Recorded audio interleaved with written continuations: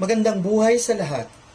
Thank you for this opportunity to share with you my topic on the enrollment data management of learner with disabilities. One of the programs of the Department of Education is the Child Find Program for learners with disabilities towards inclusive education. What is this all about? This referred to as the process of locating and gathering basic information on children at risk or those with disabilities to facilitate registration and attendance to school. This program shall be done prior to the early enrollment registration. Information about children obtained during child find activities should be logged following procedures for completing Annex 1 of DepEd Order No. 3 Series of 2018. This shall be used for planning SPED programs for children at risk or those with disabilities. The child find activity are the following. First is locating. To increase the full participation and inclusion of all learners, including the learners with disabilities in public schools, teachers shall find children who have never been in school and those who are already in school and are struggling in learning regardless of their ethnicity, cultural diversity, academic strengths and weaknesses, physical, mental, social, and emotional capabilities. To locate children who have never been enrolled in school, schools shall engage the help of the barangay or the community in doing home visits or facilitating school visit of the parents or guardian and child for enrollment. For children already in school and are struggling, endorsement and a short report on the concern prepared by the previous teacher should be submitted. Teacher shall ensure adherence to Data Privacy Act of 2012 or Republic Act 10173 in handling all data related to the enrollment and subsequent screening of learners. Number 2 is screening. Due to challenges in obtaining diagnostic evaluation by a medical professional, many children with disabilities and developmental delays remain undiagnosed with no formal medical assessment and intervention provided prior to school age. In case a child is observed to have disabilities or developmental delays, screening is recommended.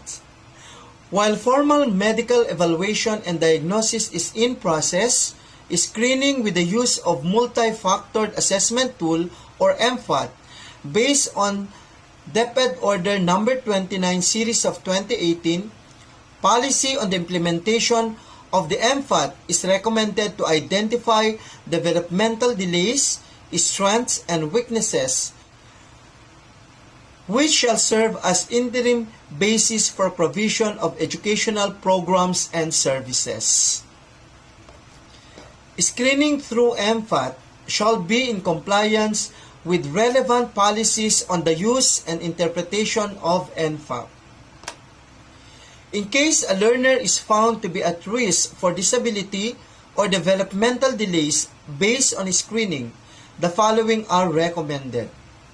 The teachers shall orient the parents or person responsible for the child about observations during preliminary screening and inform them of the need for further evaluation. Teachers shall provide assistance for referral of the learner to appropriate specialists. In case health or social services are deemed lacking, the school shall provide the parents with a written request to facilitate support from partners and stakeholders in the communities. The referral shall clearly state the reasons why the child needs health, social, or other services. What is enrollment data management? The Learner's Information System or LIS and Basic Information Education System, BEIS, serve as the primary information systems of the Department of Education. The LIS is designed to give information on enrollment of all learners, including the learners with disabilities and learners with difficulties. The information includes age, sex, and the type of learners as graded and non-graded, types of disability for those with cognitive, educational, and medical diagnosis, types of difficulty for those without diagnosis, and the referral source. The school head or the SPED coordinator shall be responsible for conducting orientation to all school personnel on systems updates based on the current guidelines, including the proper reporting of data. The classification of learners in the Learners Information System are the following. For the learners with diagnosis from licensed medical specialists, visual impairments, hearing impairments, learning disability, intellectual disability, autism spectrum disorder, emotional behavior disorder, orthopedic physical handicap, speech or language disorder, cerebral palsy, special health problems or chronic disease, multiple disabilities. Learners without medical diagnosis but with manifestations of disabilities based on International Classification Functioning or ICF. Difficulty in seeing, difficulty in hearing, difficulty in basic learning and applying knowledge, difficulty in remembering, concentrating, paying attention and understanding, difficulty in applying adaptive skills, difficulty in displaying interpersonal behavior, difficulty in mobility, walking, climbing, and grasping, difficulty in communicating. These are the important reminder. Every LWDs in the basic education system shall be issued with only one unique and permanent learner's reference number that he/she shall use throughout the entire basic education program. The search learner facility of the LIS shall aid in determining whether the LWDs already has an LRN or not. Learner's disability and difficulty profile must always be established before creating the LRN. Pre-registration of incoming non-graded enrollees shall be included in the early registration and shall be encoded by the ICT or the LIS coordinator in the LIS under the early registration module and monitored by the school head. However, there are no late enrollees for LWDs since they shall be accepted and encoded by the LIS or ICT coordinator in the LIS any time of the school year. Private schools and SUCs, LUCs offering basic education with different school calendars are also required to encode the date of attendance of LWDs at any time of the school year.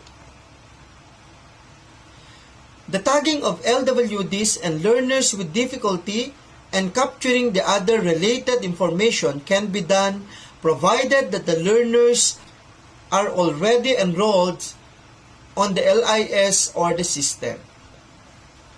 LWDs can and do participate in open enrollments, which allows family to enroll in any public, private schools, and SUCs offering basic education.